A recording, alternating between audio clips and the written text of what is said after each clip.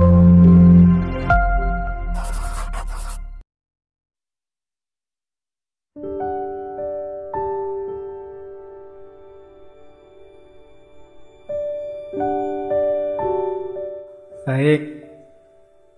bismillah, yuk kita mulai belajar tentang bagaimana sih merdeka 100% menurut Tan Malaka yang membuat beliau kemudian tidak sehaluan dengan beberapa tokoh yang lain yang punya strategi berbeda untuk kemerdekaan. Oke, bismillah kita mulai. Ini sebelum masuk ke pikirannya ya, kita bolak-balik membahas tentang kebebasan dan kemerdekaan. Apalagi teman-teman ini yang muda-muda itu kan senang sekali kalau mendengar kata-kata bebas, merdeka. Kuncinya kemerdekaan itu sebenarnya ada di jiwa kita yang merdeka. Kalau jiwa kita tidak merdeka, situasi merdeka seperti apapun tidak akan efektif. Sekarang bahkan di dunia pendidikan sedang dicanangkan merdeka belajar. Oh, itu kalau tidak ada jiwa merdeka di balik kemerdekaan belajar itu ya jatuhnya nanti sama saja.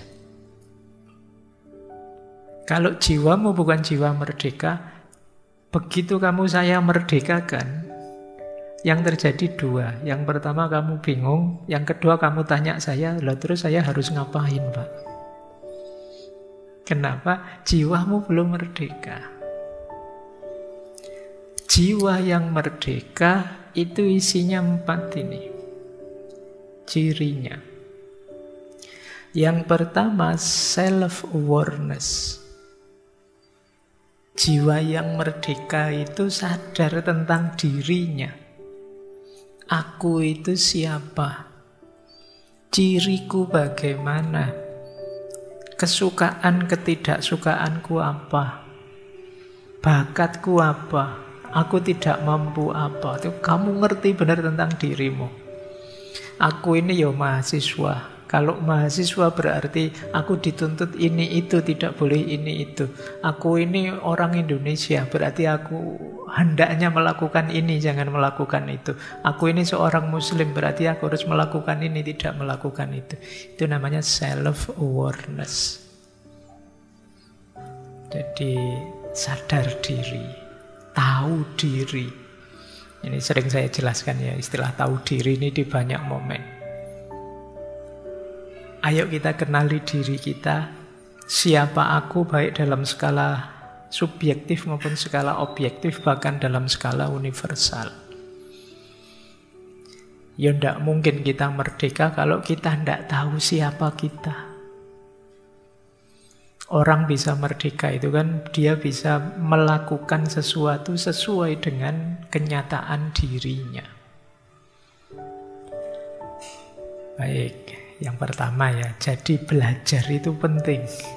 Khususnya belajar mengenali diri kita. Makanya minggu lalu kita belajar tentang Erich Fromm, tentang bagaimana sih banyak orang kok tidak sadar kebebasannya malah lari dari kebebasannya. Karena dia tidak kenal dirinya, sehingga tergantung pada orang lain. Yang kedua, jiwa yang merdeka adalah jiwa yang self-respect. Jiwa yang menghargai dirinya, menerima dirinya, meskipun dia tahu ada kekurangan-kekurangan, kelemahan-kelemahan. Ini namanya self-respect. Jadi yang tadi kalian pelajari, siapa aku, ciriku bagaimana, yang harus aku lakukan apa, yang jangan aku lakukan apa, itu terus kita hargai. Ya banyak kan hari ini orang yang tidak menghargai dirinya, tidak menghargai lingkungannya, tidak menghargai rumahnya, tidak menghargai bangsanya, tidak menghargai negaranya. akan berat. Kenapa? Karena kalau minggu lalu ada istilah kita itu memerlukan keberakaran. Kita itu bisa berakar kalau kita self-respect, kita menghargai keberadaan kita, tempat di mana kita berada, situasi di mana kita hidup. Nah, sekarang mulai banyak narasi-narasi yang menurut saya nadanya pesimis. Nadanya mungkin karena kekecewaan, nadanya tidak percaya diri, merasa bahwa salah saya hidup di Indonesia ini, salah saya, itu banyak begitu. Dasar warga Konoha, warga Wakanda, itu kan kamu. Jadi iya, ada banyak masalah di kita, ada banyak problem. Tapi tidak berarti kemudian kita tidak respect pada diri kita sendiri, juga lingkungan dan akar kita. Yaitu jadi amanat tugas kita bersama-sama untuk menyelesaikannya. Jadi itu yang kedua ya, hargai dirimu. Orang merdeka itu ya, dia akan menikmati keberadaan dirinya. Yang ketiga, self-reliance. Self-reliance itu mandiri. Dia bisa bersandar pada dirinya sendiri. Percuma kalian teriak-teriak merdeka-merdeka, tapi kalian punya banyak ketergantungan pada yang lain. Jadi mandirilah. Jadilah kalian, ya kalau memang ada urusan ketergantungan, kalian yang digantungilah. Jangan kalian yang gantung. Mandirilah, selesaikan masalahmu, selesaikan problemmu. Kamu bisa mengatasi segala yang harus kalian selesaikan sendiri. Semakin kamu mandiri, semakin kamu bisa merdeka. Tapi kalau jiwamu, jiwa ingin dilayani, jiwa ingin diberi, jiwa ingin diatur, ya berarti kalian tidak mandiri. Mandirilah. Itu cirinya merdeka. Dan yang terakhir tentu saja self-confidence. Percaya diri bahwa saya mampu, saya bisa. Mungkin perlu ikhtiar ini, usaha itu, upaya ini itu, sehingga saya bisa mandiri. Tapi pasti saya bisa kok. Begitu kamu pesimis, merasa tidak bisa, 3 yang awal itu tidak ada gunanya. Begitu kamu minder, ya tidak ada gunanya bahwa kamu hebat, tidak ada gunanya bahwa kamu menghargai dirimu, tidak ada gunanya segala kesadaranmu tadi. Wong 3 yang atas itu kan jadi bekalmu untuk mengupgrade hidup. Jadi ini kunci ya, kita perlu jiwa yang merdeka, mumpung ini bulan kemerdekaan. Ayo kamu cek dirimu ada di level mana. Sejauh mana kamu sadar diri, tahu diri. Sejauh mana kamu menghargai, menghormati dirimu. Sejauh mana engkau bisa mandiri dan sejauh mana engkau percaya pada dirimu. Ini menentukan kemerdekaanmu. Nah, awalnya ini sekarang kita masuk ke beliau Ibrahim Tan Malaka. Riwayat hidup saya skip ya. Yus pokoknya beliau kelahiran 1897. Meninggalnya 1949. Pahlawan nasional, tidak usah khawatir. Meskipun dinamika aktivisme beliau luar biasa. Jadi beliau ya awalnya sebenarnya ya guru karena beliau cinta ilmu. Waktu kecil di kampung ya pendidikannya paling pokok ya agama. Setelah itu beliau sekolah pendidikan guru, quick school. Kemudian ngajar. Kemudian kuliah di luar di Belanda. Kemudian pulang. Saat pulang itu beliau diberi gelar datuk sekaligus ditawari istri. datuknya diterima tapi istrinya tidak.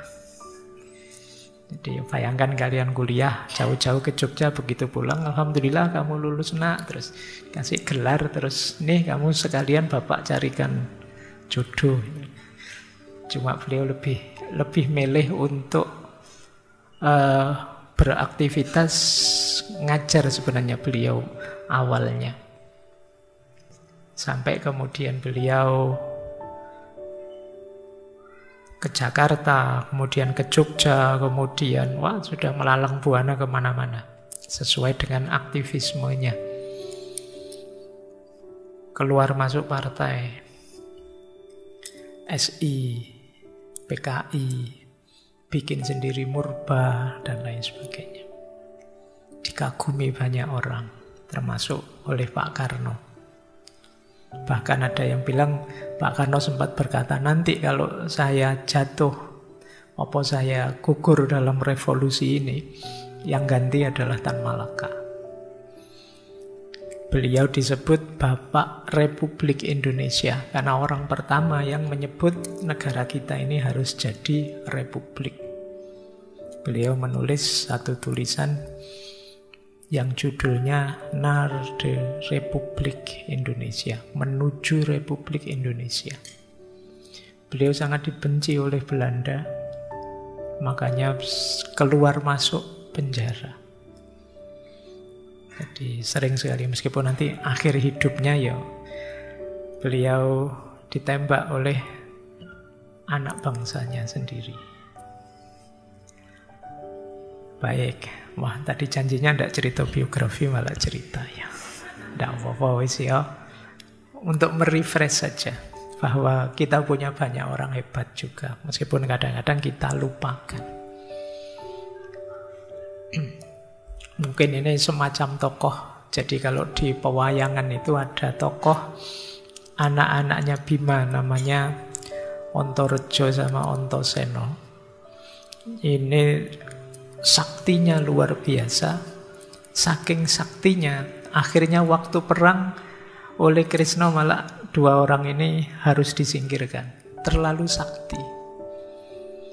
Kalau ada dua orang ini cepat selesai perangnya. Makanya terus disingkirkan. Mungkin ada banyak tokoh yang alami nasib begitu.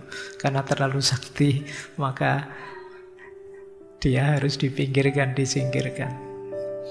Dan itu saya bikin puisi, terus dinyanyikan sama Iwan Fals. Judulnya Ontorejo itu. Jadi memang ada beberapa tokoh yang nasibnya begitu. Dia harus tersingkir bukan karena apa-apa, karena dia terlalu hebat. Sehingga yang lain insecure. Baik, mungkin itu yang dialami oleh Tan Malaka ini. Meskipun ide-idenya luar biasa dan diakui, makanya beliau termasuk seorang pahlawan nasional.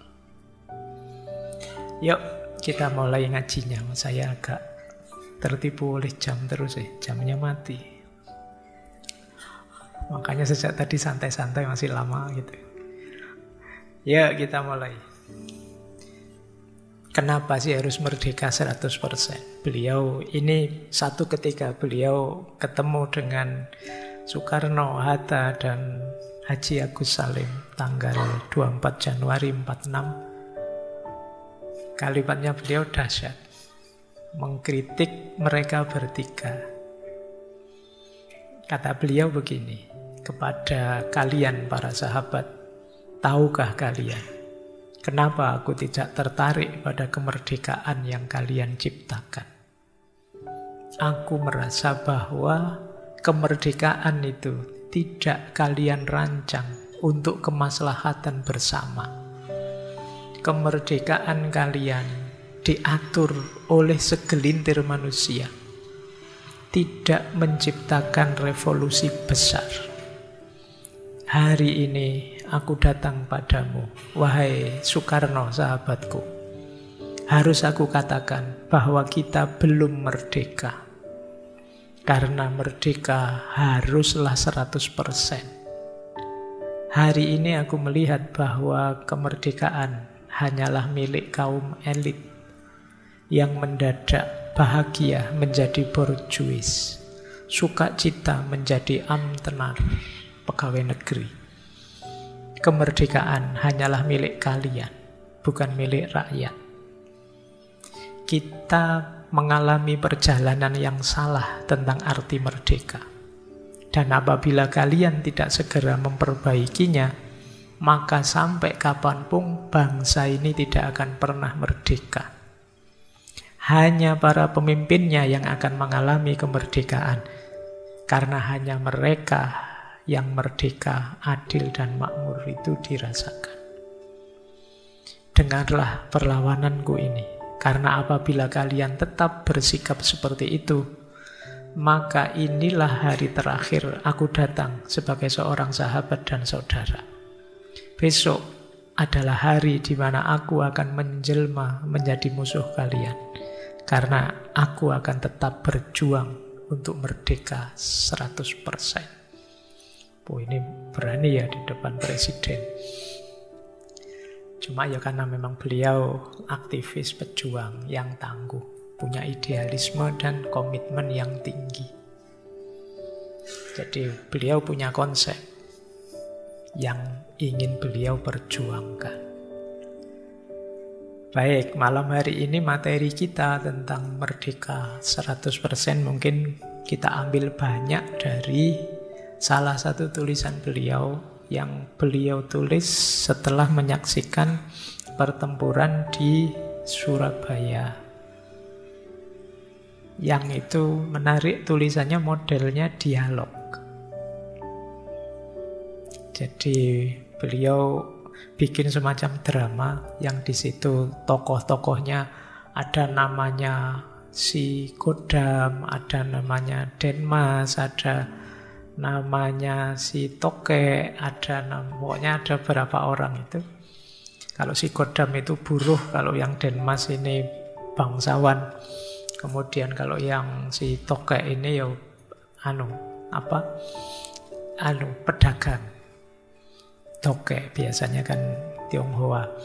Kemudian ada lagi intelektual. Yang intelektual dikasih nama si apal. Intelektual kan biasanya apalan ilmu nih. Jadi ini orang-orang ini berdialog. Ada satu lagi, petani. Yang petani itu pakai nama si pacul. Nah, dialognya menarik, cuma ya enggak mungkin saya baca semua. Nanti saya jadinya baca cerpen drama nanti ya. Kita ambil ide-idenya, meskipun nanti beberapa akan saya bacakan. Baik, kita lihat ya. Yang pertama, beliau mengkategorikan 3 jenis penjajahan yang bisa saja sampai hari ini kita masih terjajah. Yang pertama, jenis penjajahan atau imperialisme yang terang-terangan ngerampok.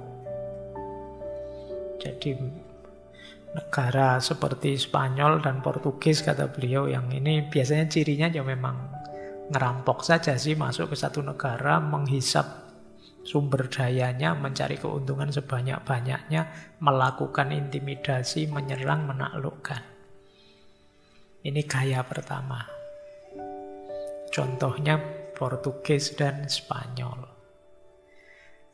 Kemudian beliau menyebut ada lagi gaya kedua. Kalau gaya kedua ini seperti Belanda di Indonesia dengan VOC-nya. Jadi Belanda itu tidak datang kemudian menaklukkan, membunuh, tidak. Datang untuk dagang tapi melakukan monopoli. Jadi dia yang membeli hasil bumi kita, kemudian dia yang menjual keluar. Yang lain tidak boleh. Nah, ini gayanya Belanda. Nanti ada gaya ketiga, kata Tan Malaka. Gaya ketiga itu mungkin agak kebalikannya VOC tadi. Istilahnya Tan Malaka setengah monopoli. Contohnya Amerika di Filipina. Jadi Amerika ini mengalahkan Spanyol, Kemudian dia menjajah Filipina, tapi strateginya kebalikannya Belanda. Kalau Belanda tadi kan memonopoli hasil bumi Indonesia terus dijual keluar. Kalau Amerika itu justru produk-produk dia dibawa ke Filipina. Orang Filipina harus mengkonsumsi yang dibawa oleh Amerika ke sana, sehingga produksi lokal terus kalah. Karena yang dibawa ke sana dikasih harga sangat murah, yang produk lokal terus jadi sangat mahal. Ini istilahnya Tan Malaka, setengah monopoli, tapi yo pahit akhirnya. Yo sama-sama pahit, wong dijajah ya. Jadi ini 3 gaya penjajahan kalau kita tidak waspada. Kalau yang pertama yo mestilah kita, kalau ada yang gaya Portugis atau Spanyol gampang mendeteksinya, kan perang lah. Siapa yang kuat dia yang menang. Kalau yang kedua, kalau kita tidak hati-hati yo jatuhnya ya ketergantungan pada akhirnya. Jadi kita melarat luar biasa karena satu-satunya jalur untuk menjual ya ke penjajah. Apalagi yang gaya Amerika di Filipina itu ya. Karena harus produknya mereka yang masuk, yang harus dibeli ya. Akhirnya usaha lokal mati. Nah, ini belajar dari sini nanti Tan Malaka merumuskan konsep merdeka 100% bidang ekonomi agar kita tidak tertipu. Oke, jadi ini kegelisahan beliau.